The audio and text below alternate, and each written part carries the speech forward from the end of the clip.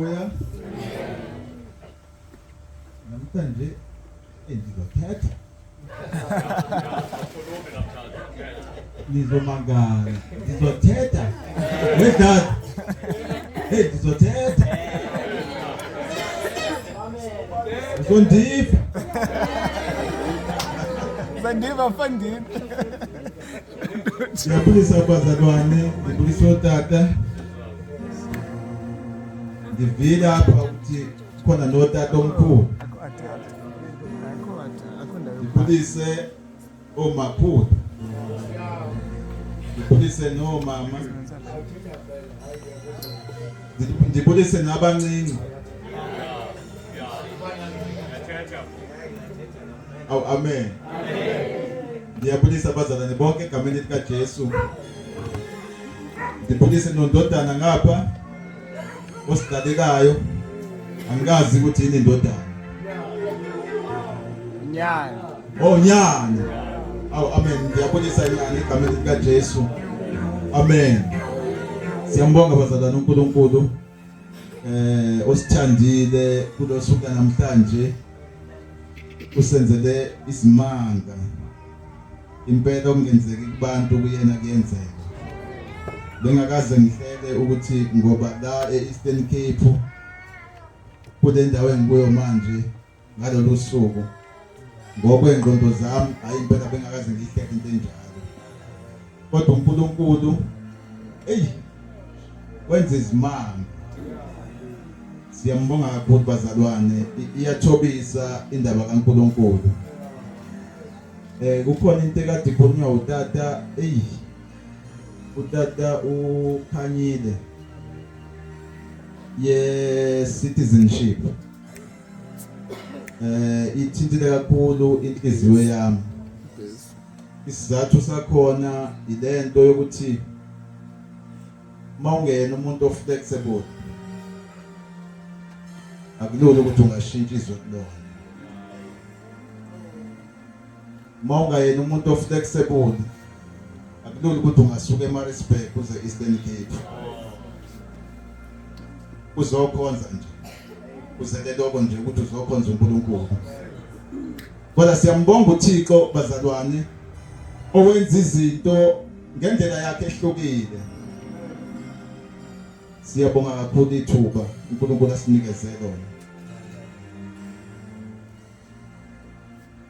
Siyabonga nangani bazalwane ukuthi nikhona la ngoba kuba nikho ngaba sikho la.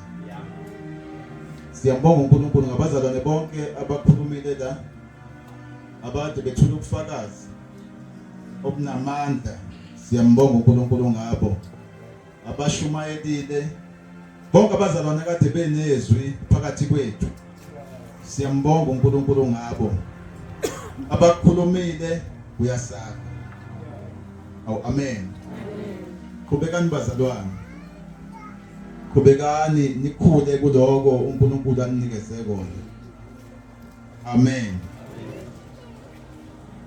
Bazalwane utata ukhuluma ngendaba yebandla. Njalo makukhulunywa ngale ndaba yebandla mina ngiba nento yokuthi kuyenzeka tata sibe sebandleni singekho ebandleni.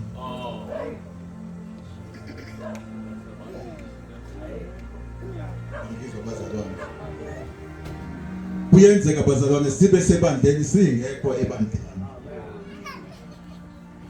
Manje leyo nto isho ukuthi ngasikhathi sizitshela ukuthi sisebandleni singekho ebandleni vele soqhubha izinto engezona zasebandleni ngoba sikho ebandleni kwasavele. Amen bazalwane. Ngiyacela ungidlalela nje kafishane ngale ndaba ngiyadlula kuyo lapha kuMateyu wokuqala sifunde nje 21 kuphela. Angikho lapho kodwa angazi why ukuthi angisho lento. Ngicela sifunde ngeSixhosa, sifunde ngesiZulu,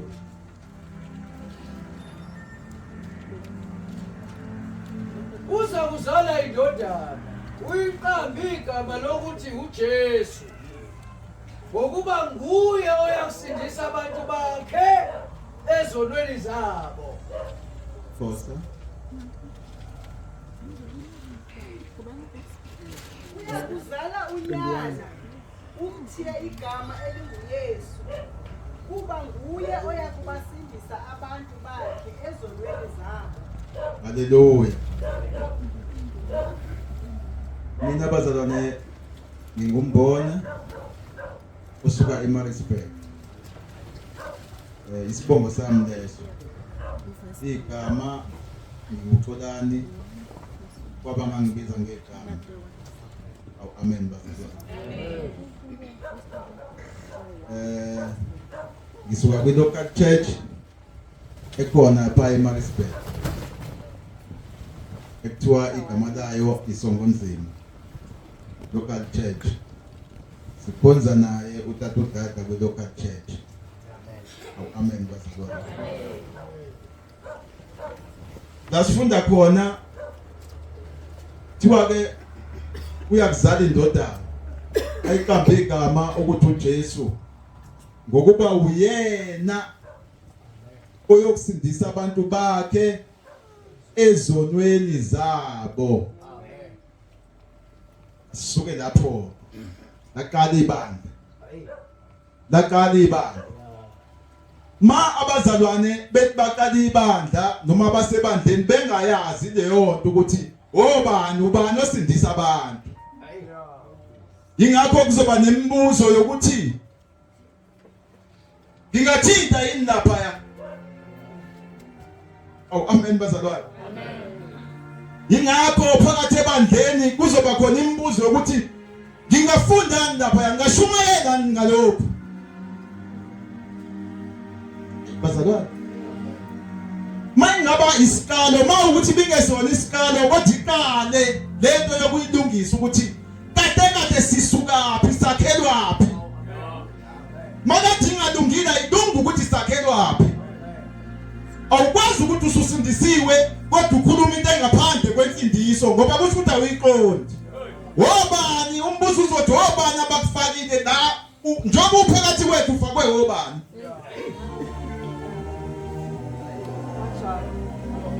Kungani uphakathi kwabazalwane abantu beyibandla kodwa ungaqondi wena.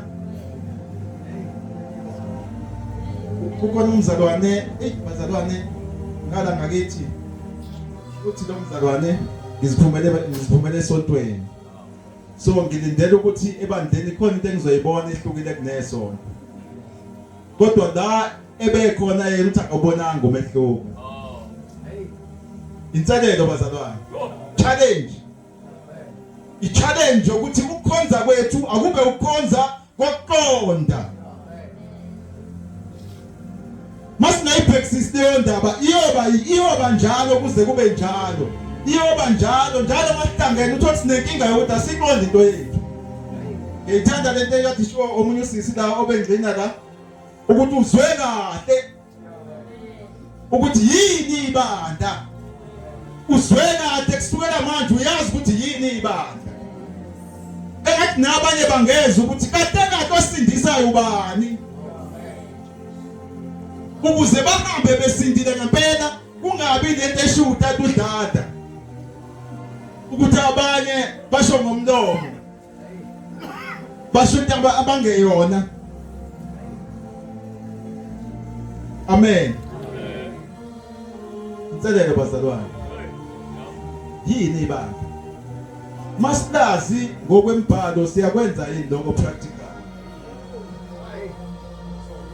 Masilazi ngokwembhalo kuyenzeka yini umuntu mengafika phakathi kwabazalwane bekhonza angafika ifice lento abakwazi ukuyisho.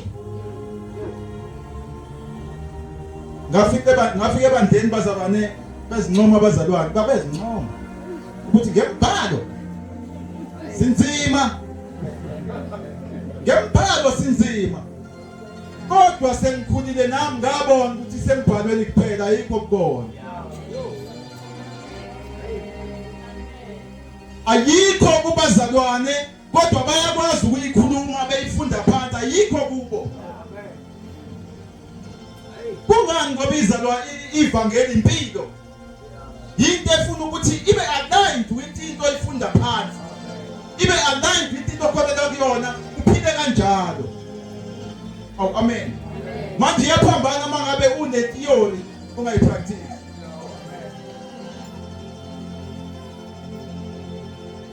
Yabona mangabe ufundela umsebenzi othize uyaqala uhlale phansi edeskini uphakele ingqondo. Mawugcine ngokuphakela ingqondo wangayi ko practice lento kade ufundiswa yona ngeke uzuyazi.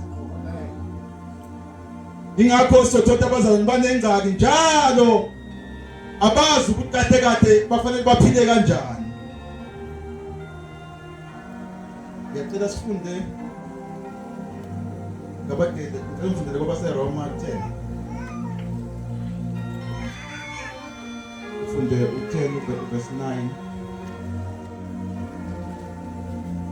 Roma 10 verse 9. Ngoba uma uvuma ngomlomo wakho ukuthi uJesu uyinkosi, ukholwa enhlizweni yakho ukuthi uNkulunkulu wamvusa kwabafileyo, uyakusindiswa. Yini ukukholwa?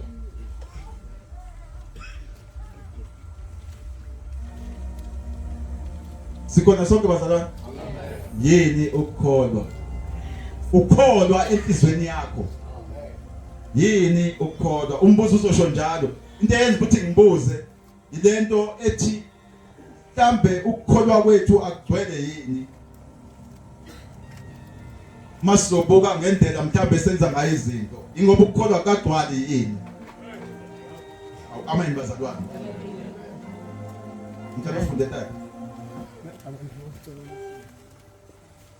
Ngokuba uma uvuma ngomlomo wakho ukuthi uJesu uyinkosi, ukholwa enhlizweni yakho ukuthi uNkulunkulu wamvusa kwabafileyo, uyakusindiswa.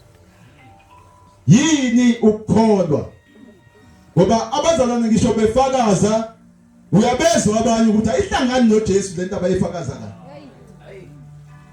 Ngabe khona ukukholwa lapho, mebekholwa bakholwa yini? Ukuze bathole ukuthi bakholwa yini, yibona kufanele abazalwane baziseshe ukuthi kade bakholwa yini. Ukuze ilungiseke indaba yethu bazalwane. Ilungiseke indaba yakho nendaba yami ngamunye phakathi kwethu, ilungiseke indaba ukuziseshe ukuthi ukholwa yini. Ngoba kuyena okholwa yini noma yini oyosindiswa. Awu amen bazalwane. Kodwa okholwa ukuthi inkosi uJesu uNkulunkulu wamvusa kwabafileyo. Ayakholwa yini noma yini kade sashumayela umzalwane, ayakholwa yini noma yini, kodwa wakholwa inkosi uJesu. Yokwenza ukuthi siqualify ukuba phakathi kwabazalwane sizibize sithi siyibandla lika Jesu. Singabi amakholwa angakholwa. Amakholwa angakholwa. Amakholwa ngokuhlanganyela nabakholwayo. Kodwa awakholwa wona. Ubeka tata uye ku 13 kona lapho. Verse 13. Ngokuba bonke abayokhuleka egameni lenkosi bayakusindiswa. Oh amen bazalwane. Noma ngizwa ngedwa ndende. Abayokhuleka phi? Kodwa uyabezwa bazalwane bekhuleka nje. Bekhuleka ngokunganaki nje bazikhulekela abazalwane. Ayibanhluphi nje le. Niyafuna ukusindiswa bazalwane. Abanjani abasindiswayo? Laphi kona? Hayi noma yiliphi igama. Kodwa abakhuleka egameni lenkosi yibona abayosindiswa. Ungathi lento qaphela yonke into yenzayo iqaphela ukuthi uyenza kanjani.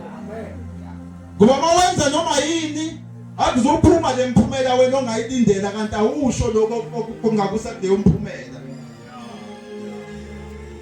Abayosindiswa abakhuleka egameni lenkosi yibona abayosindiswa. Bese landelayo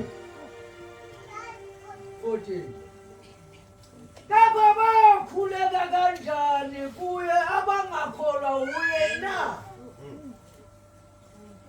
Nansi inselelo bazalwane. Hey, khulwa yini?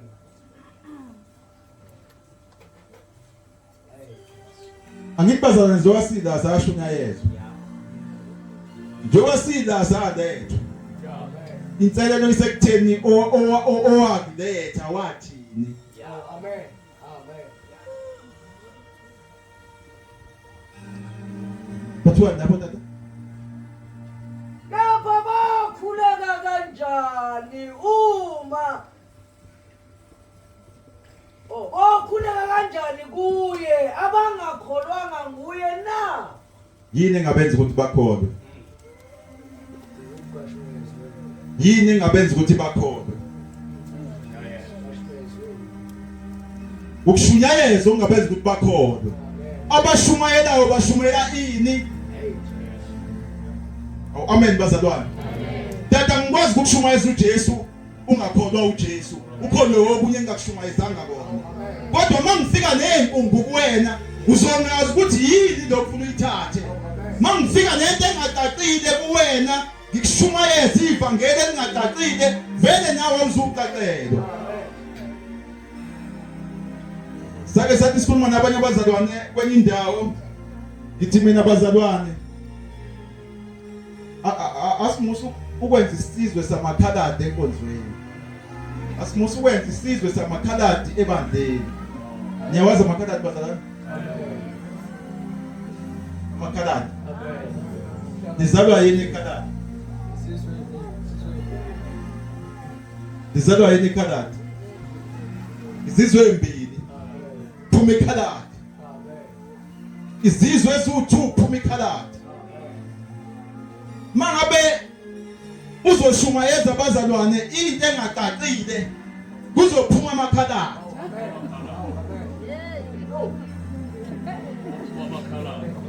Amen bazalwane. Kuzophuma abazalwane abama kanje.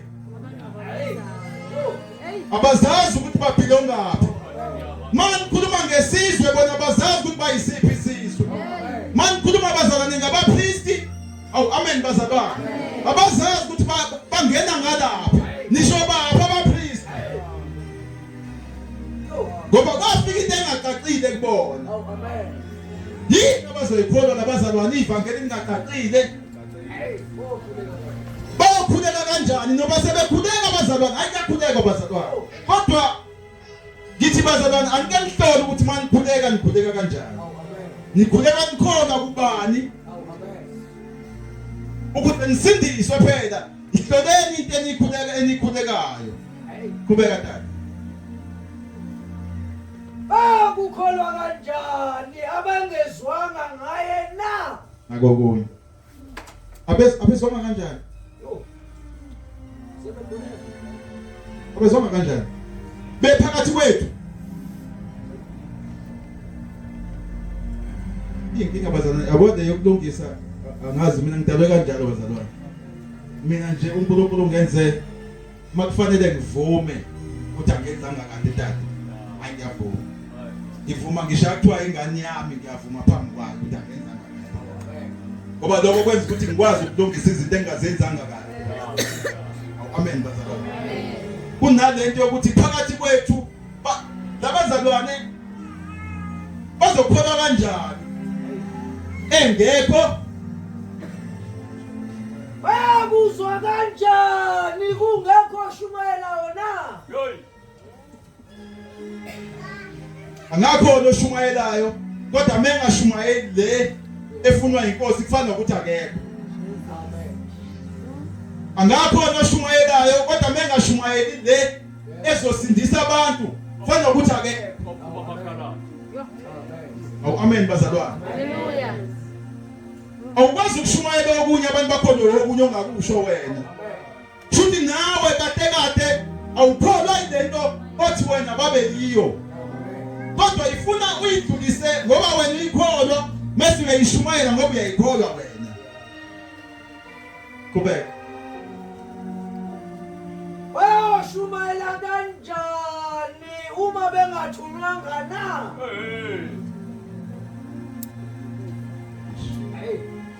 Mhlambe endabeni yokukhonza, endabeni yokukholwa bazalwane. ngike ngithi mina kambe ibhajana ngazi ayikho lento yokuthi umuntu uyazazi ukuthi kade kahle ubizwele kuliphi office imuphi umsebenzi wakhe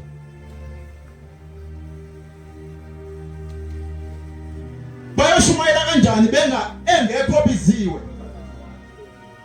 ebizelweni ukushumayela engekho thunyiwe amen bazalwane angikwazi dad ukukuthuma ingasho ukuthi ngikuthuma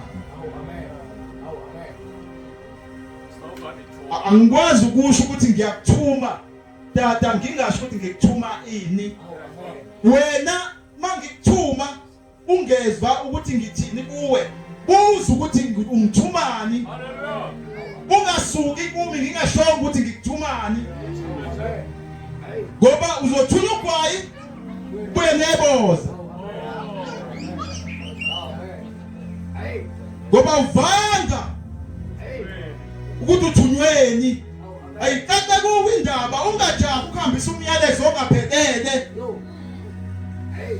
ngoba labantu uzobezwa bangezwa kanti vele nawe awuzwanga uphethe into engagcwele usujahe ukothenga esitolo uzothengani uzofika ujamele umuntu adayisayo kwiveki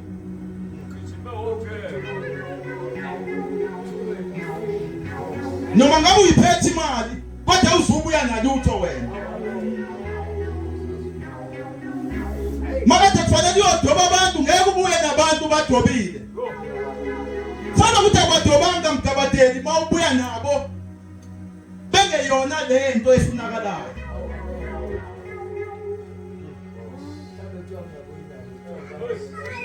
angithi abantu bayeza besatshiswa babakhona abantu bagcwale futhi kakhulu kunani bazalwane ngokuthi nje basatshisiwe badotshiwe ngokusatshiswa kodwa mabedodwa umuntu owaziyo ukuthi labantu kufanele bazalwe ngezwi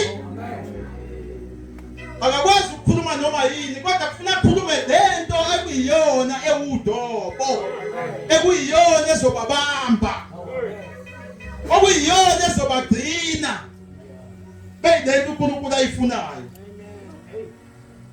amen manje bazalwane kuba naleyo nselelo yokuthi ngoba ngikade abaphethe indaba sonke siphethe kwanhlakataka kangaka masiphethe sonke engabe kunamandla kakhulu ngoba sibaningi esishumayelayo masishumayela kanti sishumayela ini bokhona kanjani abantu engekho shumayelayo engekho khona ungathi ukuthi angathi ngakuyibhekisisa into ayishoyo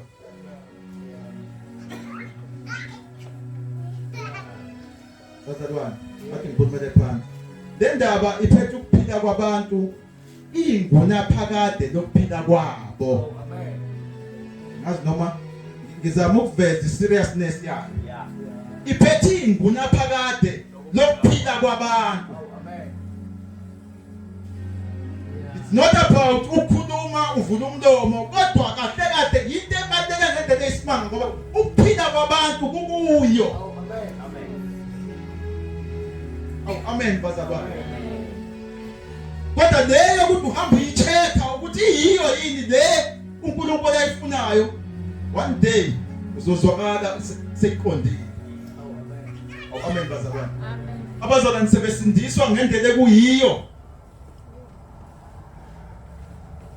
ngafika abazalwane nami ngababona abazalwane ngaba ngokuthi basebandeni ngiyakusho lokho ngoba kuyasiza begaba ngokuthi basebandeni kanti ibandla igroup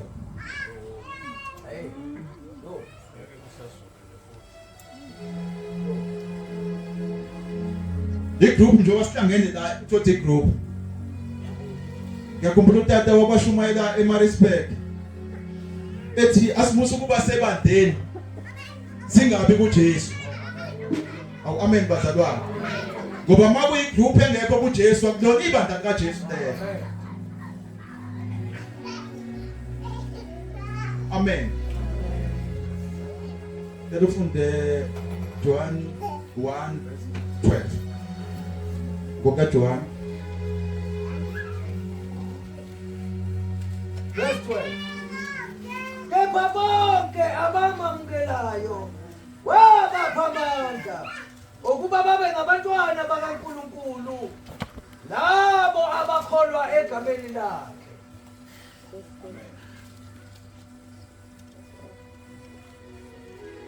Bonke abakholwayo ababamukela bamba abama uyamukela uJesu. Uyamukela uJesu. Akuvele kube automatically ungamukelanga usuyakhona. Akuvele kube ukuthi ngoba uhlangene nabazalwane usuyakhona. Amen. Kodwa yena uyamukelwa.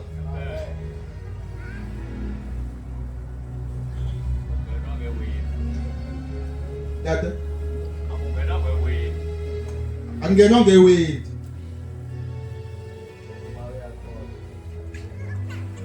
Kolose 2.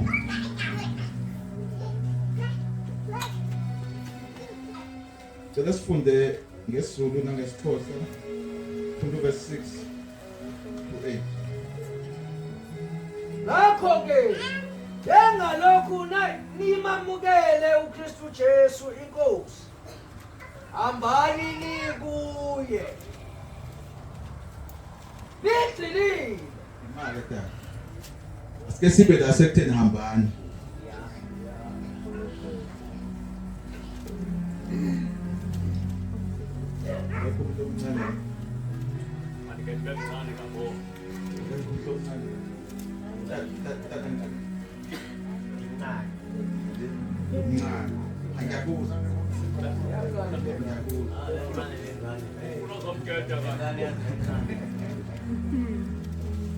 Bonke abamamukela uJesu. Umukela uJesu. Uyamukela. Mayemukela umukela sikhona abazalwane. Uyamukela. Uyayidinga guidance. Efike emukela uJesu uyayidinga guidance. Awu amen bazalwane. Kodwa kakadwa ingomubani kodwa ukade umuntu oqondayo ukuthi lo muntu udingani. What is the next step? Bonke abamamukela uJesu wabapha amandla. Nangu umzalwane umukela uJesu manje. Funda mkabatheni. Ngakho-ke njengalokhu nimamukele uKristu Jesu inkosi, hambani nikuye.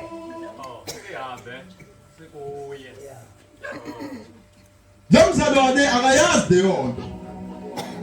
Yaziwa uwe. Lo sindiswa namhlanje akayazi. Tata ufika wena endini. Ulindele ukuthi wena uzomhambisa la kufanele khona. Njengalokhu yena emamukela uJesu manje udinga ukuphandiswa ekuye uJesu. Agcine kuye uJesu. Akuyena ozozazela ukuthi fanele ahamba agcine kuJesu. Ngoba yena ngokwakhe wazinto eziningi ngokukholwa ezinye uzithatha kubantu la ngaphandle. Kodwa udinga guidance yokuthi akahambe kuye. Egcinile kuJesu. Ahambe kimi. Awu amen. Ahambe kuJesu. Lo mamukela engamukelanga mina emukela uJesu. Ahambe kuye uJesu. Egcinile. Kubeka. Nigxilile.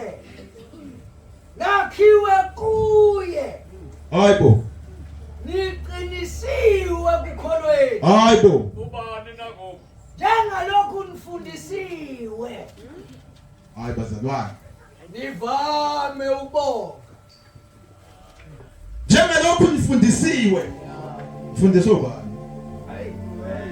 Amen bazalwane. Njengalokhu nifundisiwe.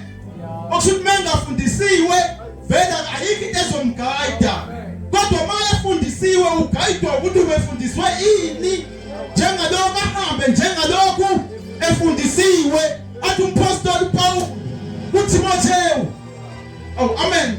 Zikaphele wena kanye nesifundiso. Naso usifundisa usazi ukuthi usifunde kobani.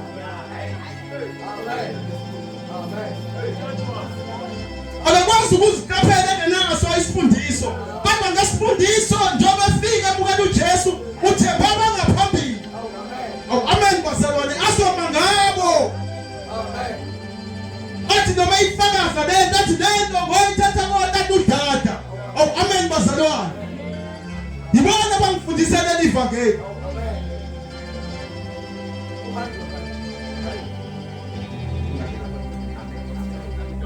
Mayelele ngiyabonga. Amen.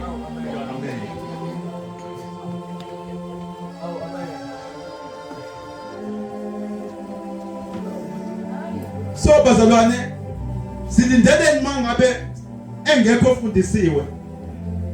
Umukela uJesu kodwa akafundisiwe. Mhlambe futhi ngokunganaki sobe sibheka ukuthi ikhona into afanele azazi uzithatha. Njengalokhu nifundisiwe hambani nikuye. Hayi nikuye nje emoyeni kodwa nigcilile kuye uJesu. Why ngcile kuJesu? Why ngcile kuJesu? Zikhona ezinye izinto engingazifunda ngisho eBhayibhelini kodwa nihambe nina nigcilile kuJesu. Ngoba uyena nimamukela uJesu. Mamukela yena uJesu. Hambani kuye mamukela yena kodwa. Angazi mina manimukela okunye. Kuthi ngithi maye khona ongaqadelwa indaba kaJesu noma indaba kaNkulunkulu nokusindiswa. Amen bazalwane. Akasho kubazalwane bamsize. Ukuze angahambe didekile ngoba le ndaba icacile ifuna ukuqaqiswa futhi kongaqaqelwa yiyo.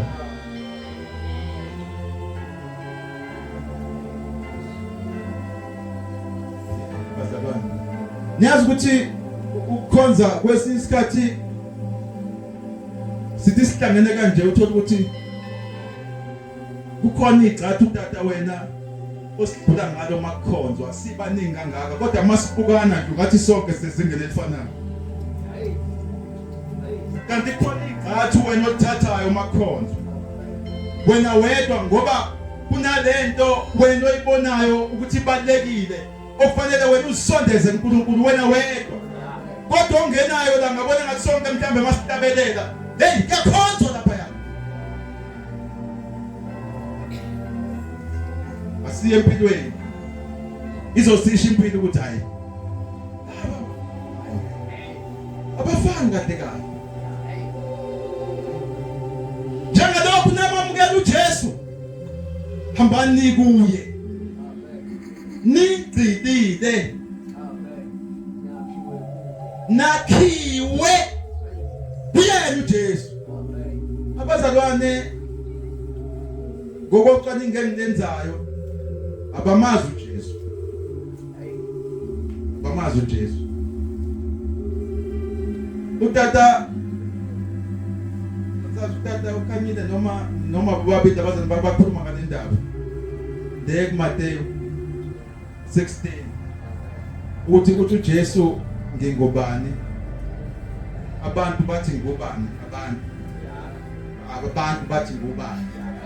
Bathi abantu omunye wabaprofeti kusha abantu. Kungenzeka yini nabazalwane bamazi uJesu omunye wabaprofeti?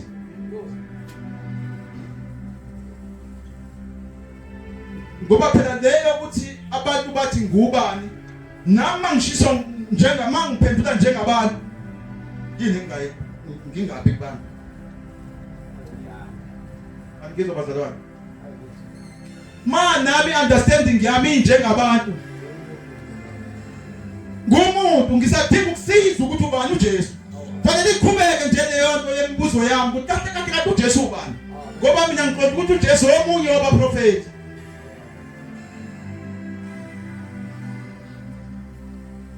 Yingakho uJesu kunale ndaba yokuthi uJesu wakwakhuphuka nophela. Amen. Mebe lapha entabeni awukuyabonakala umbono lapha phakathi kulo mbono sekuyabonakala khona uMose. Aw amen bazalwane no Eliya. Ubani uJesu na omunye wabaprofeti. I-understanding yami omunye wabaprofeti. Sizothi sihambe endleleni kuqala ukuthi i-understanding yalomzalwane uJesu mazi omunye wabaprofeti. Phakathi uyamuzwa uJesu uyayisho lento yokuthi nina anikholwa ngoba nikholwanga okwashiwo abaprofeti ngami. Bakhuluma ngami abaprofeti. Aw amen. Nangakholwa. Lento yongakholwa noma sengikhona anikholwa. Bazalwane. Ukukholwa kunamandla. Ukukholwa kwenza ukuthi uma usukholwa uyakusekhathazeka. Iyona nje ngoba uyakhona. Amen. Phelele nje ngoba uyakhona. Awusali ufuna izinto eziningi ngoba uyakholwa. Amen. So bazalwane thina siyafunda. Mase sifundile sihambe njengalokhu sifundile. Mase siyaqinisa kuloko. Kukhona ke into etrendayo la ngaphandle. Yabona la ehlabathini iyatrenda leyokuvutha. Leyokuvutha. Ukuvutha kokusho noma yini iyatrend. Kanti into enamandla message tenamandla. Inamandla message ukuthi uthini? Ilokho kubalekile. Ingakhabanye begcina besho nezinye izinto ngifanga ngabe bazisho kodwa ngenxa yokuthi bajabuthi isixuku asijabule. Bangashinto enamandla ezophindisa abazalwane kodwa bashinto ezojabulisa inyama yabo. Isikhashana. Bengeke bawubona umbuso wezulu. Akakwazi uJesu athi bazalwane mina Jesu Jesu ngiyindlela neqiniso. Akekho yakubaba. Mase bazalwane singayishi into ebaleke kangaka ukuthi nina hambani kuya indibile. Uyabuza omunye umzalwane siwe yazi ngani indlela. Ngoba indlela uJesu. Neqiniso ayikho insindiso ngomunye. Alikho futhi elinye igama elinikeziwe ebantwini abangasinda ngalo. Kodwa igama lika Jesu. Kodwa uyabafika abanye bezikhulumela nje. Yabo inyama bazaniphaka inyama iyathanda ukuthi uyazikhulumela kahle wababa lapha. Ngibonile kade Shumayela baze baphamisa ngisho izitulo. Nami mangabe nginitholile bazalwane ngathi nami ngavele ngishumayele leyanto umayela. Ekathi shunyayelwa yilo yababa. Ngingabe ngisayenza lento uNkulunkulu afuna nini nisize. iBhayibheli lisifundisa ukuthi uNkulunkulu uyathanda ukuthi bonke abantu basindiswe. Umbono kaNkulunkulu. Ungathi ithi amadoda kaNkulunkulu awabe nombono kaNkulunkulu ahambisane noNkulunkulu ayabe nombono wendoda kodwa abe nombono kaNkulunkulu ahambe noNkulunkulu angageji kulento uNkulunkulu ayifunayo. Awukwazi ukuthi usupporta usembonweni kaNkulunkulu ukuthi uNkulunkulu uyathanda ukuthi bonke abantu basindiswe bafinyelele ekudazini iqiniso. Kuyaba wena usayisho into ezosiza abantu. Awusayisho into ezosindisa abantu. Usho okunye awuhambisani noNkulunkulu mawunjalo. Basindiswe bafinyelele ekudazini iqiniso. Abekho kulo. Abekho bafinyelele. Baze bafinyelele. Mofunda ngoba seFesu 4 verse 9 wetha. Uyena owehlayo. Uyena owenyuka. wabenza abanye abapostoli, wabenza abanye abaprofeti, wabenza abanye abavangeli, wabenza abanye bababelusi. Aw amen bazalwane. Maweda kuthiwa ukuze laba inhloso yokuthi akabenze uJesu ukuze abangcwele baphelelisele umsebenzi wokhonza. Awuphelele kodwa udinga abantu abenziwe ukuze baphelelise umsebenzi kaNkulunkulu wokhonza. Kwakhiwe process. Kwakhiwe umzimba kaKristu. Uyakhiwa umzimba kaKristu. Uyakhiwa umzimba kaKristu uze wakheke.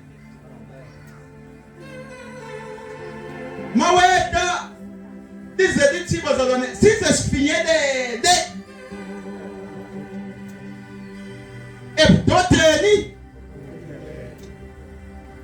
laphi ubudodo kuphelele lapho kuKristu. Sasu indaba nje ngoKristu indaba. Amen bazalwane. Indaba nje ngoKristu. Kodwa ifuna umuntu ozofana noPawuli omazi ngempela uKristu uzosho ukuthi mina ngisayikwazi okunye mina ngisayikwazi okunye.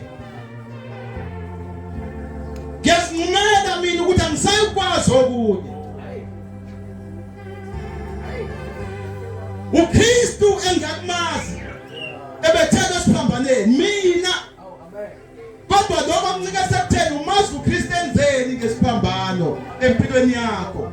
Mangingafikanga lapha ukwazi ukukhuluma ngoKristu kodwa uzokhuluma noma ingane. Amen. Ngisayikwazi okunye uKristu kuphela ngoba uyena oyosindisa abantu bakhe ezonweni zabo. Futhi mangakhuluma ngoKristu mncisha abantu insindiso. Aw amen bazalwane. Mangafundisi ngoKristu mncisha abantu insindiso. Aw amen bazalwane. Mangafundisi ngoKristu mncisha abantu ukukholwa. Mangamshumayeli uKristu ngincisha abantu ukukholwa. Noma bekhuleka bazokhuleka bengakholwa ngoba bazi ukuthi bakhuleka kubani. Bayakholwa kanjani? Bayakhuleka kanjani? Bengakholwa uye. Aw amen bazalwane. Angivale kanje. Lento yebandla idizwayinwe uNkulunkulu bazalwane. Ngiyayigoqa ngale.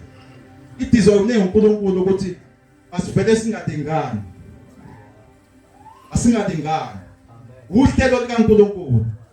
Ubengeke asho uNkulunkulu ukuthi kufanele size sikwazi ukuthi size sibe nezithelo ayisonke. Ngoba njengoba kukhona nje isithelo sikamoya esokubekezela. Futhi khona ozobabekezelela. Bengeke esigabeni sakho. Kodwa ngokuqonda wena uyababekezelela. Khona bazobe befuna ukuthandwa. Amen. Bathandwe uwe. Bona bengeke esigabeni sokuthi bangakuthanda. Kodwa wena ubathande wena. Into onikezwe uNkulunkulu ukuthi wena bathande. Kukhona ozokhuluma tata ukhulume njengoba ngikhuluma kanti ngiyatshala. Kodwa qonda ukuthi okhulisayo akusiwena uNkulunkulu okhulisayo. Lento isho ukuthi awuzuba na stress ngoba nawe uyakholwa futhi uyamqonda uNkulunkulu ukuthi ubani. Awuzuzwakala ushusha into oyitshalile ongaze uphenya umhlabathi ufuna ukubheka isithombo ukuthi siyaphuma yini. Kodwa ukhona okhulisayo. Akakutsheli ngisho usuyindoda enkulu ukuthi ngiyaqala ngiyakhulisa manje. Kodwa yena usebenzele yedwa ngoba ibandla lakhe leli.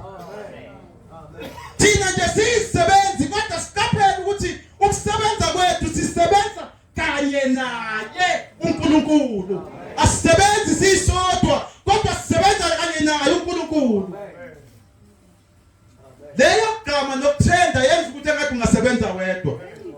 kangabukhona uNkulunkulu kube uwena wedwa ngoba ufuna ukwakha into yakho. Noma ubakhe abazalwane ubakhela kuwe. Siyofika linye ezingeni lokuthi noma sishumayela kodwa sishumayela size sifike la sibendisela endodeni. Amen. EnguKristu Jesu. Amen. Hayi. Angeke sithi asishumayela thina kodwa sibe singabendiseli. Ngoba mabaqamba uJesu abayiduka. Amen. Noma behamba phi? Noma besemakhaya? Umuntu somuhle. Ungumuntu somuhle. Uyazazi izakhe izinto. Nezakhe ziyamazi. Amen. Awu amen. Umuntu somuhle uJesu. Awu amen bazalwane. Noma ekhuluma ziyamuzwa uJesu. Kodwa sizomuzwa kanjani engekho sitshele ngayo uJesu? Engekho umfakile uJesu kuze siphose uJesu kungakhululiwe ngoJesu. Awu amen bazalwane. Awu amen.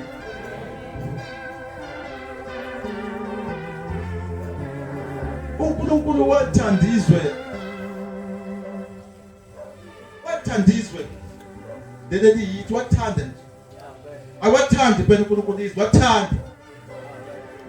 Wanikela ngendodana yakhe ezelwe yodwa ukuba yilowo nalowo hayi okholwa uNkulunkulu.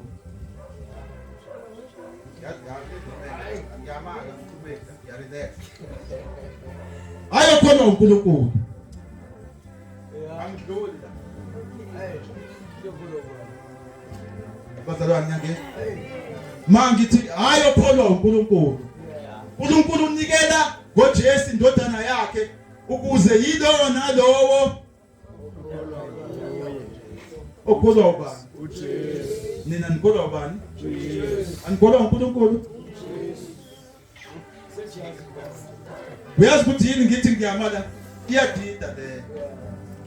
Iyadida mawukhuluma ngoJesu kube ngathi manje uNkulunkulu umenza into engekho. Amen. Amen. Hayi. Mawukhuluma ngoJesu kube ngathi uNkulunkulu uJesu sebanga noNkulunkulu. Kanti ababantu njengoba desha utata kanti ababantu. Mawukholwa uJesu ukholwa uNkulunkulu. Ukholwa uyo omthumile. Umthumele yena ukuthi azokulanda wena. Ukusakuye. Awukwazi ukuphuma wena uye kulo othuma uyeke lo amthumile. Isiyaphambana lento oyenzayo. Kodwa kholwa ilo othunyiwe.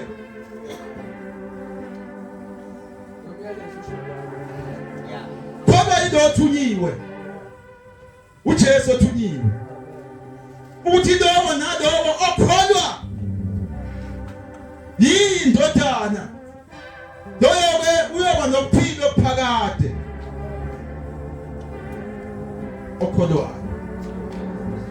Ngamanye amazwi leyo ukuthi yilowo nalowo uzothola ukuthi phakathi kwethu akuzuba yilowo nalowo. Anikizwa bazalwane. Ayibandla elikholwa uye yilowo nalowo.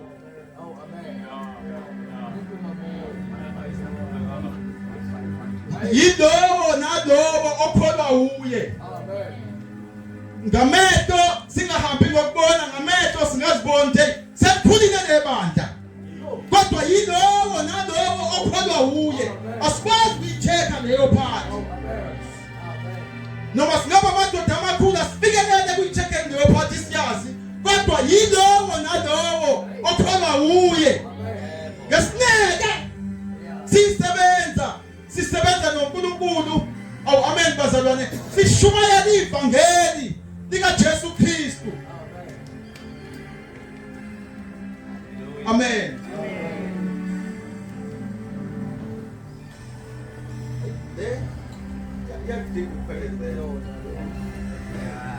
Ukubhekezela uNkulunkulu wakhula kakhulukazi abazalwane engabafika babe abazalwane kakhulu. Ningabi njalo bazalwane.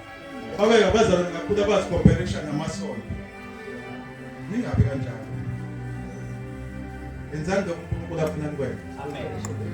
Ningazicomparation nabanye ngoba ibandla lakhiwa yilokho. Lakhiwa yizwi likaNkulunkulu.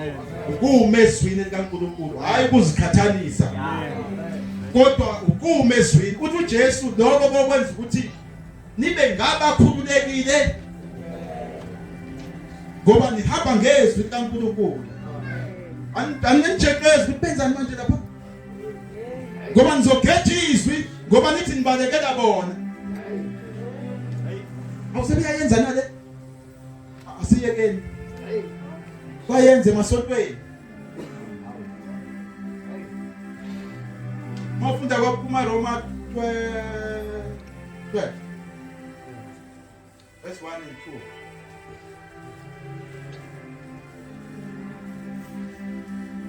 2. AmaRoma 12 verse 1 and 2. Sengiyafika ngafika. Ngakho ngiyancenga bazalwane ngobubele bukaNkulunkulu ukuba ninikele imizimba yenu ibe ngumnikelo ophilileyo, ongcwele, othandeka kuNkulunkulu, kube ngukukhonza kwenu kokuqonda. Ngiyancenga bazalwane. Ngakho ngiyancenga. Kunesizathu njobe encenga lomzalwane. Amen. Kunesizathu ukuthi waye encenga. Amen. Ukuthi asinikele imizimba yethu ibe umnikelo Ophilileyo. ophilileyo. Masincengekile sayinikela imizimba yethu yaba imnikelo ophilileyo. Imizimba yethu kuzobe yalosi unikele kuyena. Amen. Amen. Amen. Lokho kusho ukuthi noma sikhonza ukukhonza kwethu lento ezelothi ukuqonda ekukhonzeni kwethu nasekuhlanganyeleni kwethu yilento yokuthi thina sazi Dawudi ekukhonzeni ukukhonza ukukhonza kwenziwa ukuthi asaziphethe thina kodwa khona sibonayo kuloko khonza Amen. sikhonza sihola umoya kaNkulunkulu. Awu amen baza ngoba sizinikele kuye. Amen. Awu amen bazalwane. Amen. Nami ngiyashumayela nalo mzalwane. Kuthiwa kwakuyizuzo ngakushaya inziva ngenxa yokukhulu bokumazi uKristu. Ungamazi uKristu ukuthi mkhulu ungakazi utshelwe ngaye. Ambani nikuye nigxilile nakhiwe kuye. Amen. Kodwa yokugxiliswa nokwakhelwa kuye uJesu Kristu. Noma akuthiwa uficwa yini kube nankinga. Ngoba wena wakhelwe kuye uJesu. Ngathi wakhelwe kuye ibandla. Uconnected nenhloko.